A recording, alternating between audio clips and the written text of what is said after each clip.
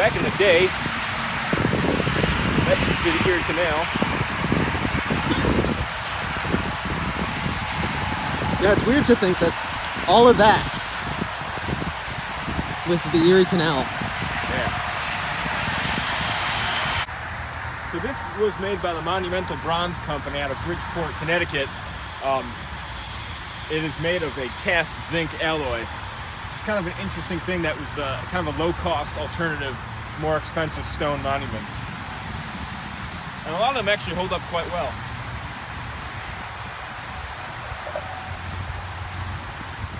Now, one of the things that you'll see here at Brighton Cemetery, down on Hoyt Place, there's a lot of older graves. That's because this cemetery dates back to 1821, although the earliest burials are from 1814. Unfortunately, a lot of these graves have suffered from a lot of neglect over the years. Only in the past 20 or so years has there been kind of an effort to clean this place up, but you will still see a lot of damage throughout the entire property. As a matter of fact, when I was a kid, there used to be a wrought iron fence that was around the perimeter, and I remember it being completely overgrown and being in a real dire situation in terms of its appearance.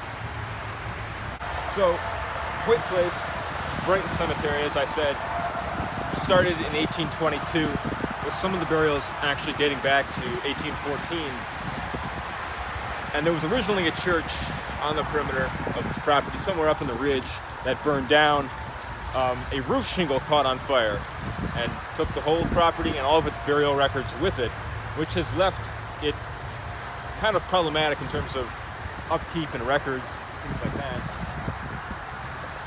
Some very interesting people are buried here, primarily early pioneers of Rochester.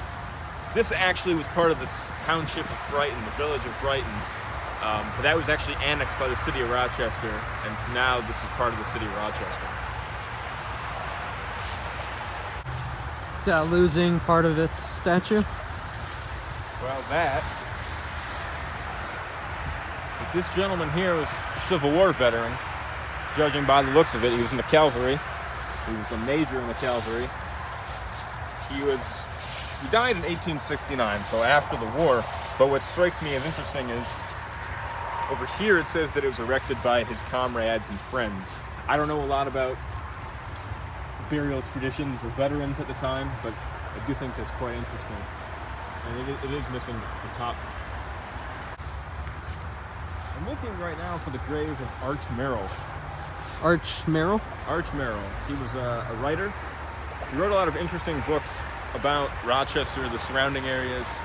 Really a fascinating writer. He actually lived around the corner from here, and he is buried here somewhere. Now this is interesting. This gentleman here is a Revolutionary War veteran, but there is I can't see who was buried there. But he was yeah, neither can I. See a little fading, but on the other side. A lot of these graves are in really poor shape. You can see they're all scattered. It's kind of a shame that a lot of this history is the way that it is. These headstones are in such terrible condition. I was going to say, look at this one. You should see that. But it is nice to see that at the very least there is some basic upkeep. For the longest time there was none. And you do see some of the graves are being repaired, primarily towards the entranceway over there. So I tend to think that they're probably in the process of at least trying. But one of the things that I'm sure is going to complicate things is that a lot of the records have been lost for the earlier burials, so they may not even know who's buried in certain parts of the cemetery, especially graves like this, where they're completely faded and they may not have any records.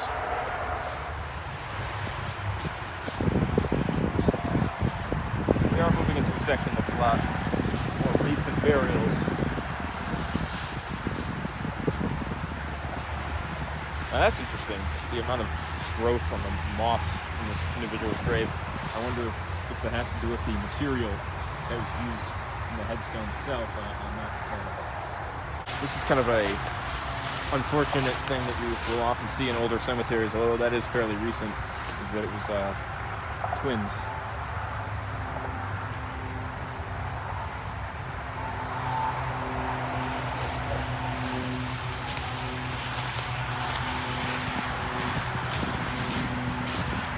kind of interesting. The little, yeah.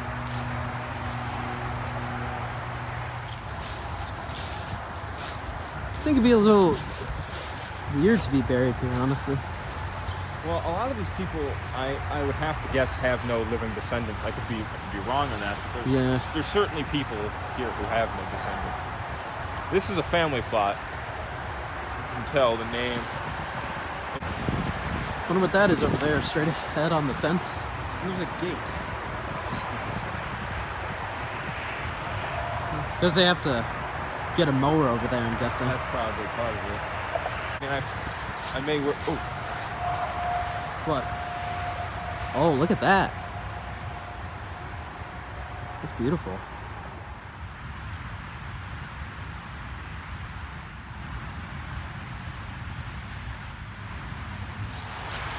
So I was gonna say, I was here maybe once. I used to come here with my grandfather when I was a kid, take a walk, to see the history of it. And like I said, when I was growing up, this place was unfortunately utter chaos. As I said, there was a fence that was around, and it was completely gone. It was rusted out and destroyed. I remember there being headstones right here, though. So that I think was interesting. I don't know where they gone or if it was a false memory. Something, yeah. But they added, this new. It looks like it's a new. So yeah, I was gonna ask. Do you remember this being here? I don't remember that being here. My earliest memories of this is that there was a fence similar to this, but it carried on all that throughout that way. And I just remember debris being piled up everywhere in this general area. Yeah, no care or anything. And there was actually, that was not there. That little. So there's a little historical records booth of sorts right here. So I don't know. Yeah, it just shows you where everything kind of is at the time. Right. I think there used to be a little bit more here when I came here. Oh, you know that what? was a little bit. Take a look at that.